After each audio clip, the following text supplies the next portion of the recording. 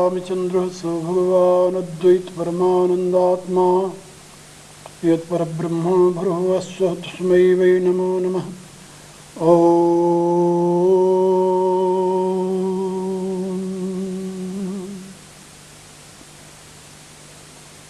परावर रूप में उपस्थित मेरी प्रिय आत्माओं, आप लोग कई दिनों से मेरे विचार सुन रहे हैं।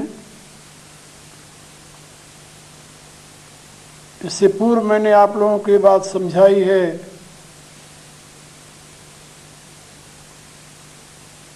कि संसार में, इस मानव समाज में आज दिन तक कोई ऐसा नहीं हुआ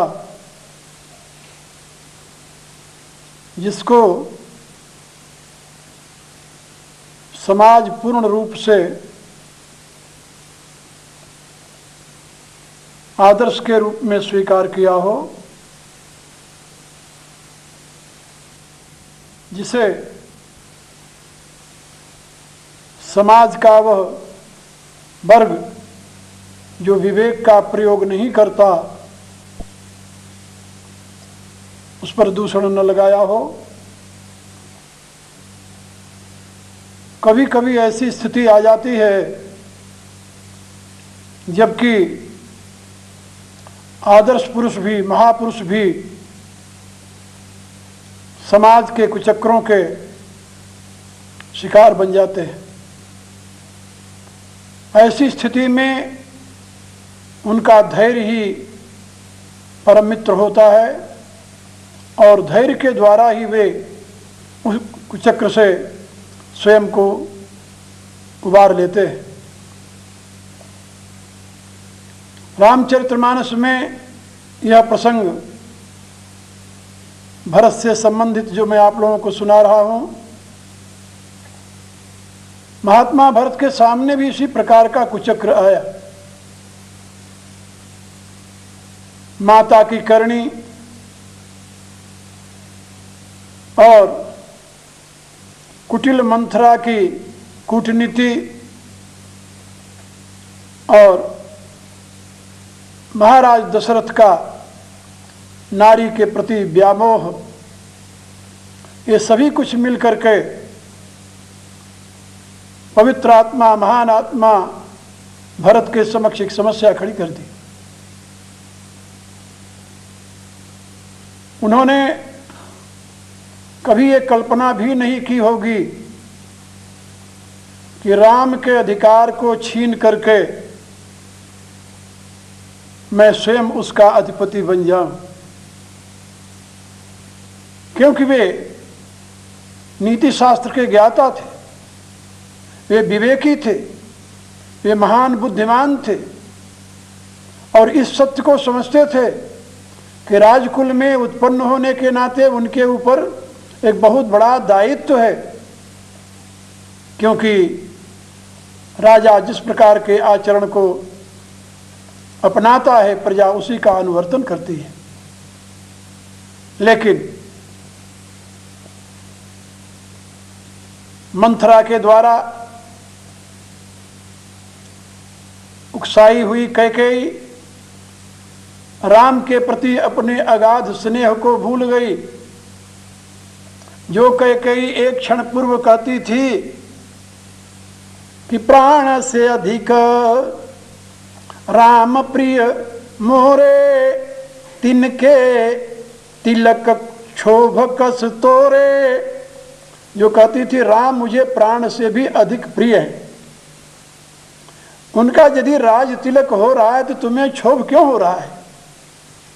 वही कैकेयी मंथरा की कुटिल नीति का शिकार होने के पश्चात क्या कहती है महाराज दशरथ से? होत प्रात मुनि बेश धरि जऊ न राम बन जाही, तो मोर मरण राउर अजस नृप समुझिय मन माही। यदि प्रातः काल होते ही मुनि का वेश धारण करके राम बन को नहीं गए तो इसका परिणाम क्या होगा कि मेरी मृत्यु और आपकी अपकीर्ति, ये आप हृदय से समझ लें।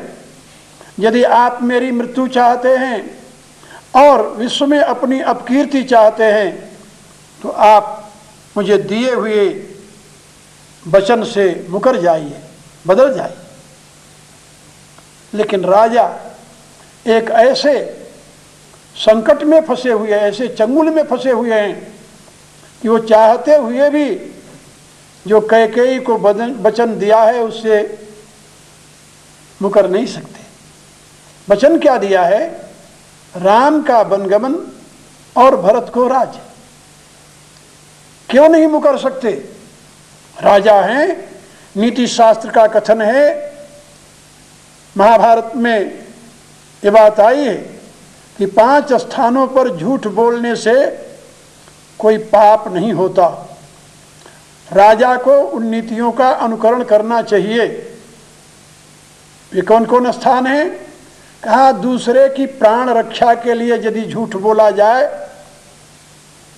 तो पाप नहीं लगता। यदि अपने प्राण रक्षा के लिए झूठ बोला जाए तब भी पाप नहीं लगता। यदि किसी के विवाह संबंध में झूठ बोला जाए, विवाह संबंध संपन्न कराने के लिए, तो वो भी पाप युक्त नहीं होता। यदि परिहास में झूठ बोला जाए तब भी पाप युक्त नहीं होता। और यदि स्त्री के साथ कोई झूठ बोलता है तो भी पाप युक्त नहीं होता। महाभारत के नीति शास्त्र की व्याख्या में ये बात समझाई गई। तो यदि महाराजा कैकेयी से झूठ बोल देते, कह देते कि मैं नहीं देता तुम्हें, क्या वो पाप के भागी होते क्या? कहा नहीं, ये बात महाराजा स्वयं जानते थे। लेकिन वो बधे किस बात में थे जानते हो? मैंने पहले बताया था ना कि कुंवरी ने महारानी कैकेयी को यह सिखाया था कि भूपति राम शपथ जब करई तब मांग्यऊ जहीं बचन न टरई। वो जानती थी, वो भी नीतिज्ञा थी। वो जानती थी कि राजा स्त्री से झूठ बोल सकता है, ये नीति शास्त्र का सिद्धांत है। लेकिन यदि राजा राम की शपथ खा लेगा तो कभी अपने वचन से नहीं हटेगा, क्योंकि हम जिसकी शपथ खाते हैं यदि अपने वचन से हट जाते हैं तो जिसकी शपथ खाते हैं उसका अहित होता है, अनिष्ट होता है। और राजा कभी राम का अनिष्ट नहीं चाह सकता। इसलिए महाराज दशरथ ने जब कैकेयी को प्रसन्न करने के लिए उसके सामने अपने पौरुष का बखान करते हुए कहने लगे कि अनहित तोर प्रिया कहीं कीना, कहीं दुई सिर कहीं जम चहलीना, कहू कहीं रंग कई करऊ नरेशु, कहू कहीं नृपई निकारऊ देशु, सकमु तोर अरि अमर हुमारी, काह कीट बपुरे नर नारी। इन वचनों के साथ उन्होंने आखिर में कह दिया कि यदि मैं कपट के साथ तुमसे बात कहता हूं तो भामिनी राम शपथ सतमोही, हे भामिनी मुझे राम की सौगंध है, जो मैं कह रहा हूं यह सत्य है। राम की सौगंध सुनने के पश्चात कैकेयी मग्न हो गई अंतर से। और फिर जब राजा से ये कहा कि मांगू मांगू तुम कहो नित, कबहु न लेऊ न देऊ, दे न कहू वरदान दुई सो मांगत सचो पावत संदेह। का आप मांगना मांगना तो रोज कहते हो, लेकिन न कभी कुछ देते हो न लेते हो। आपने मुझे 2 वरदान देने के लिए कहा था, आज तो मुझे वह भी पाने में संदेह हो रहा है कि आप वो वरदान देंगे कि नहीं देंगे। राजा पुनः आवेश में आ गए, पुनः आवेश में आ गए और आवेश में आकर कहने लगे कि ये तू क्या कह रही है? रघुकुल रीति सदा चली आई, प्राण जाई बरु बचन न जाई, सत्य मूल सब सुकृत सुहाए, वेद पुराण विदित मनु गाए। वो कहते हैं कि हम तो रघुवंशी हैं, हमारी ये रीति चली आई है, प्राण भले चला जाए लेकिन मैं अपने वचन से नहीं डरता, और सत्य जो है समस्त पुण्यों का मूल है, ऐसा वेद शास्त्र कहता है। और उस सत्य की शपथ खाकर मैं कहता हूं कि जो तुम मांगेगी वही दूंगा। इतना ही नहीं, तापर राम शपथ करवाई, और उसके पश्चात तूने मेरे से राम की शपथ करवा ली है, और अब राम की शपथ करने के पश्चात मेरे लिए कुछ अदेय है ही नहीं। इसलिए जो तुम मांगो बिहसी मांगो मन भावती बात। अब तुम प्रसन्न होकर के अपने मन भावती वरदान को मेरे से मांगे। और परिणाम में जब कैकेयी ने राम को वन, पहले राम को वन नहीं मांगा, ना ना, बड़ी कुशल है, क्या कहती है, पहला वरदान मांगती है, कहूं नाथ मन भावतिनी का, देव एक बर भरत ही टीका। मैं अपने हृदय की बात हे प्रभु आपसे कहती हूं कि पहला वरदान तो आप मुझे दीजिए कि मेरे भरत को राज्य मिले। राज्य मिले, कहा चौकी है नहीं, अभी मेरा दूसरा वर सुनिए। दूसरा वर क्या है, कहा तापस भेष विशेष उदासी, 14 वर्ष राम वनवासी। तपस्वी का वेश धारण करके विशेष रूप से उदासीन होकर के राम 14 वर्षों तक वन में निवास करें। क्या भाई 14 वर्ष के लिए क्यों मांगा? कुछ विद्वानों ने कहा है कि तब से लेकर रावण की आयु 14 वर्ष ही शेष रह गई थी, इसलिए उसने 14 वर्ष के लिए वरदान मांगा। कुछ विद्वानों ने और भी बातें कही है इस विषय में। मेरी राय ये है कि नीति शास्त्र का ये सिद्धांत है कि जब किसी भी संपत्ति पर किसी का 12 वर्ष तक अधिकार हो जाता है तो कोई उसको वहां से हटा नहीं सकता। नीति शास्त्र का ये सिद्धांत आज भी चला रहा है कि किसी संपत्ति पर जब किसी का 12 वर्ष तक अधिकार सिद्ध हो जाए, प्रभुत्व सिद्ध हो जाए, तो उसको कोई वहां से हटा नहीं सकता। कैकेयी जानती है कि यदि मेरे पुत्र का 12 वर्ष तक इस अयोध्या पर राज्य हो गया, अधिकार हो गया, तो राम वनवास से लौट करके भी उसको हटा नहीं सकेंगे। इसलिए उसने 14 वर्ष के लिए राम के लिए वनवास मांग लिया। अब आप देखिए महाराजा की क्या गति हुई। उसके बदले में उन्होंने इतनी मिन्नतें की, उसके पांव को पकड़ करके प्रार्थना की, लेकिन कैकेयी ने एक भी बात नहीं सुनी, और परिणाम जो होना था वही हुआ। बदले में महाराज की मृत्यु हुई। राम के विरह को राजा नहीं सह सके, क्योंकि मनु के रूप में भी उन्होंने यही वरदान मांगा था। क्या वरदान मांगा था? 2 वरदान मांगे थे। कहा जैसे मन बिनु फन जिमी जल बिनु मीना, मम जीवन तिमी तुम ही अधीना। हे प्रभु, जब आप मेरे यहाँ पुत्र रूप से प्रकट हो तो मेरा आप में प्रेम पुत्रवत ही हो, यानी ऐसा ही हो कि आप मेरे पुत्र हैं। मैं आपको भगवान न जानूं, ब्रह्म न जानूं, परमात्मा न जानूं, सुत विषयिक तो पदरति हो। उस अवस्था में भी मेरा आपके चरणों में प्रेम हो, लेकिन हो सुत विषयिक, पुत्र के भाव से हो कि आप मेरे पुत्र हैं। कहा ये तो उल्टी बात है। सुत विषयिक तो पदरति हो, मानो कि ये मेरे पुत्र हैं और प्रेम हो चरणों में। ना ना, पुत्र के चरणों में प्रेम नहीं होता पिता का। माता पिता पुत्र के मुखार बिंद में प्रेम करते हैं। क्या समझे? हाँ, माता पिता, रामचरितमानस में ऐसे बहुत प्रसंग आए हैं, विस्तार भर से उनकी व्याख्या मैं नहीं करूंगा। ऐसे बहुत प्रसंग आए हैं कि माता पिता पुत्र के मुख को देखकर प्रसन्न होते हैं। सेवक जो है वो स्वामी के चरण को देख करके प्रसन्न होता है। मित्र जो है वो मित्र की भुजाओं को देखकर प्रसन्न होता है, और प्रिया जो है वह प्रीतम के वक्षस्थल को देखकर प्रसन्न होती है। इस प्रकार का पूरा वर्णन आपको रामचरितमानस में तत्व मिलेगा। लेकिन यहाँ पर महाराज दशरथ कहते हैं सुत विषयिक तो पदरति हो, मानो आपको पुत्र लेकिन प्रेम हो आपके चरणों में।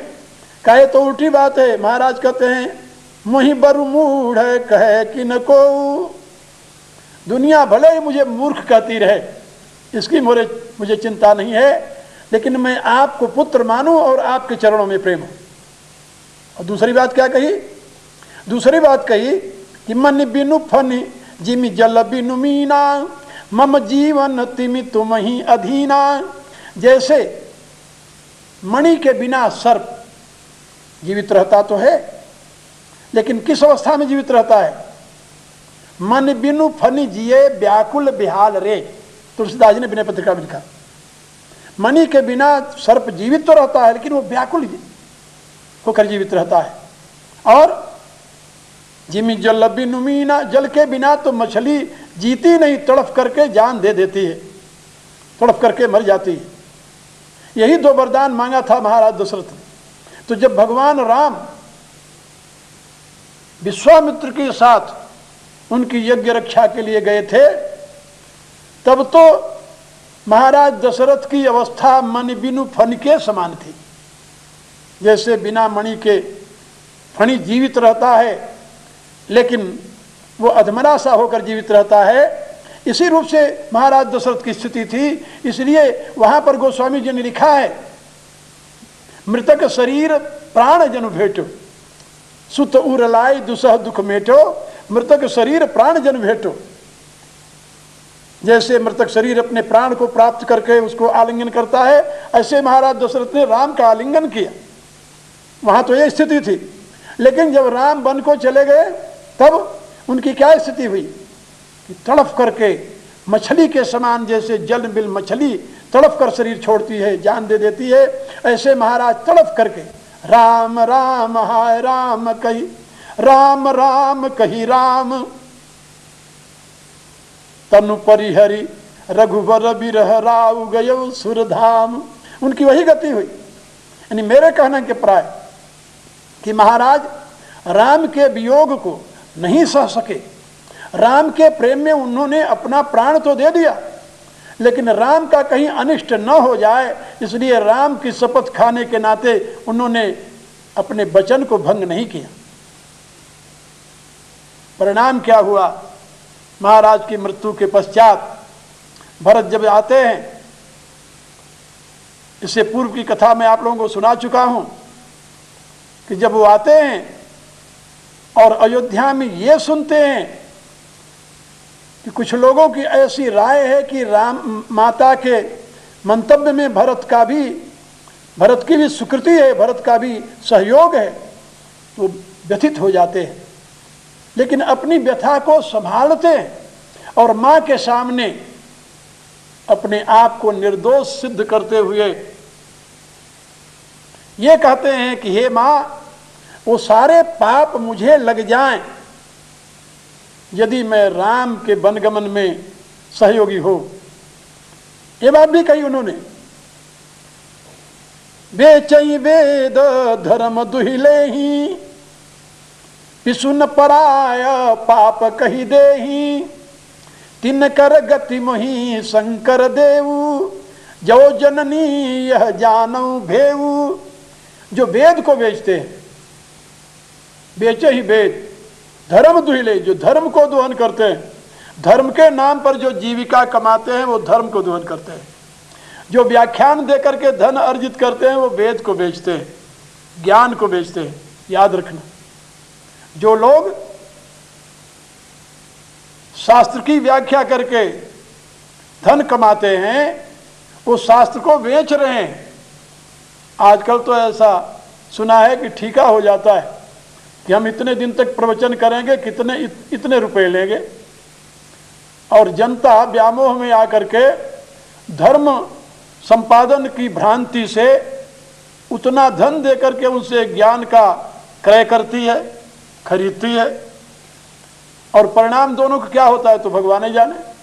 लेकिन यहां पर तुलसीदास जी लिखते हैं कि वे चई वेद धर्म दुहिले ही, धर्म को दुहते हो, धर्म के नाम पर जनता का शोषण करते हो, उनको जो पाप होता है, उनको जो पाप लगता है, वो पाप मुझे लगे और वह उस पाप का दंड मुझे भगवान शंकर प्रदान करें यदि राम के वनगमन में मेरी सम्मति हो, मेरा मत हो। मेरे कहने के प्राय कि महाराज भरत मां के सामने इस प्रकार की प्रतिज्ञा करते हैं और मां